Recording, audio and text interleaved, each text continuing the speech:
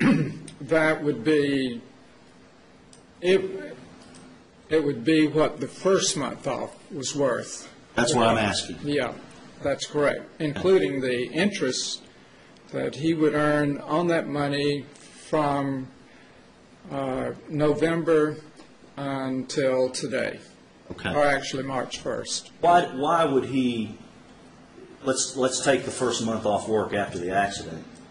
Why would he have earned interest on that money? Well, he would earn interest on that money because if he didn't have that money, he had to get money from someplace else. And presumably, he would have to pay interest on it. Okay. So is this interest column that I'm circling here, is that bringing those prior months forward to today's date? That's true. Okay. And then if I wanted to see what Mr. Crawford earned if he was off work for 6 months, or what he missed out on, if he was off work for 6 months after the accident, then, for example, would that be this figure here with interest? Yes, it would. Okay. So this chart represents, in summary, this chart represents what? It represents the income that he lost based on the average of what he earned before the accident for the first 6 months after the accident if he made no other income. And if I wanted to see what 3 months was, what would I do?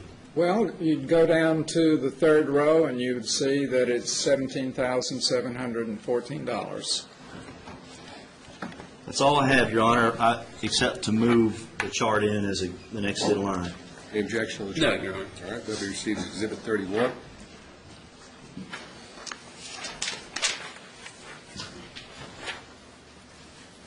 You've all, I introduced myself to you outside Right. a little while ago, and I don't have many questions for you, but I have a few. Do you recognize Mr. Menzel? I do, And do you know him? socially. So have you ever testified in a case with him before? I have not. Do you have any reason to question his opinions in general as a forensic accountant? Not in this case, but just in general. Yes. All right. Is that because you had some cases with him? I have been asked to review testimony that he has prepared in other cases. All right. So when you said you knew him socially, are you saying now that you also know him in a litigation context? I've seen his professional work. We were never in the same place at the same time. All right. So is it unusual then in these types of situations to have experts having different opinions?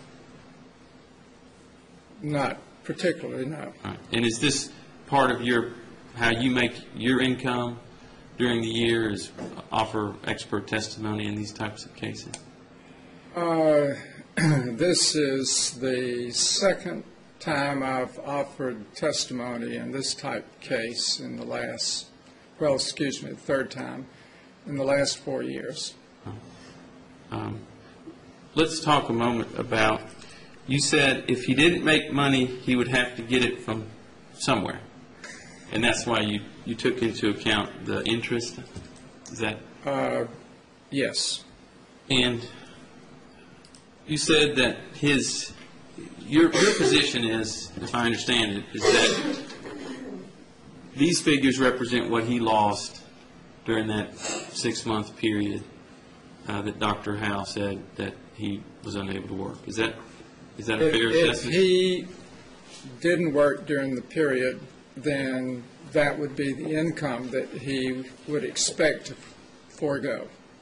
Can you tell the jury, and I don't want you to focus on the income tax returns necessarily, but can you tell the jury what you determined was his income that he brought into his business over the 3-year period prior to the accident? Not looking at the tax returns themselves, but just how much money did he actually bring in receipts over that 3-year period? Do you know? I don't have that information in front of me. Okay. Is it, if you average that out, just the receipts that he brought in, would it be more than the average you indicated on this piece of paper of $5,536? We're talking about gross revenues, Yes, sir. and there would be expenses that would offset those revenues. Right? Gross revenues, I don't remember the exact numbers, but they would certainly be bigger than the $55.36 per month. All right. And again, Mr. Gilmore's asked you to come in here and, in a sense, evaluate Mr. Mensel's report. Wasn't that what you were asked to do initially? That was part of it, yes. Well, you'd agree with me that your report that I've received states, I was asked to critique and evaluate the report of David Mensel. Yes, Is that correct? right. And Also to set forth some estimates based on certain assumptions. So and part of it was. And you were asked to assume the fact that Mr. Crawford would suffer no lost income of any kind whatsoever after that 6-month period, correct? That's correct. So you haven't done any analysis whatsoever after that 6-month period about Mr. Crawford's income as an architect after that 6-month period, did you? It's not part of my report, Right. not part of what I was asked to testify on. So you didn't generate a report as to that, and it's not anywhere in here in this document that was provided to me. Is that my That's understanding? correct. So you really don't have any opinion that's in your report that you're going to offer today about Mr. Mensel's opinions about Mr. Crawford's loss of income after that 6-month period. That's Is that correct? That's all I have. Thank you. Rick? Yes, Your Honor.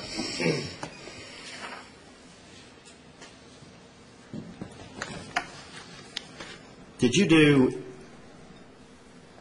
any kind of a survey about the average salary for architects in this area?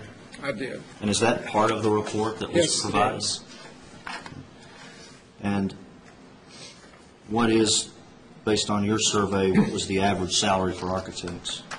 The Bureau of Labor Statistics does surveys of wages for earners in specific areas, and in the Nashville metropolitan area, they do a report that reports on the wages of architects in this area. And in 2003, the average salary of architects in the Nashville metropolitan area was $62,410. And there are several hundred architects in this area. 75% of the architects in this area made less than $65,000. Now, Mr. Freeman drew your attention to the distinction between the gross revenues of TRS Right, and the numbers that you used. yes. Tell us why you didn't use the gross revenues. TRS and Mr. Crawford are two different entities. And so TRS is not a party to this litigation, as I understand it. And so what Mr. Crawford lost is the income that he got rather than the income that TRS got. Nothing further. Cross? Yes. Wasn't the purpose behind talking about the average income of architects, wasn't the purpose of putting that in your report was to give the appearance that Mr. Crawford should be making $65,000 a year? Well, It's a credibility check on whether or not I had a number that was reasonable, and it appeared that what he was making was in line and on the high side of what architects within the Nashville metropolitan area earn. well, So it was just a credibility check. Sanity. okay. Is this number in the ballpark? So what you did then is you just said, well, if reasonable architects in the community make this amount, then I'll be okay with the report that I provided. Is that in the sense what That's you're saying? not, that's backwards. What I did was to make the calculation, and then I went to see if it held water. It didn't go the other way. All right. Again, though, what I had asked you earlier is I said, did you look at the income that Mr. Crawford brought in to his company for architectural services? I said, did you calculate that? Did you actually do an assessment of that for the prior 3 years? I'm not talking about other things that TRS was involved in. I'm just talking about architectural services income. Did you actually do that? Only to the extent that what's on the revenue line of the tax returns are architecturally generated income. But you would agree that there are bank statements, there are check stubs, there are all kinds of other documents besides the tax returns that would support the fact that Mr. Crawford made, as an architect, designer, builder, a certain amount of money each of those 3 years. You would agree with me on that, would you not?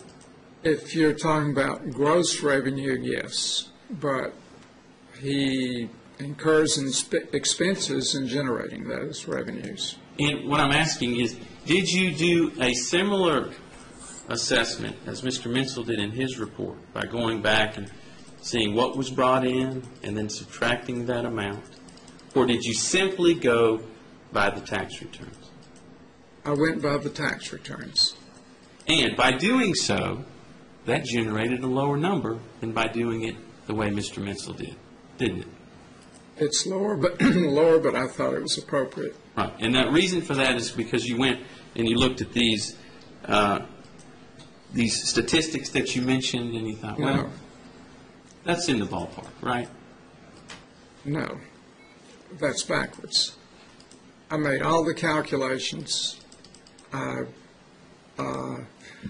looked at the income, the tax returns, and only at the end of the process did I go to the Bureau of Labor Statistics and look up the salaries of architects in this area. It was not part of the calculations. It was only a sanity check.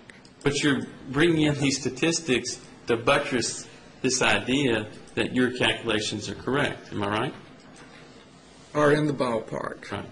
But wouldn't it have been better had you just looked at the total receipts that he had brought in as an architect?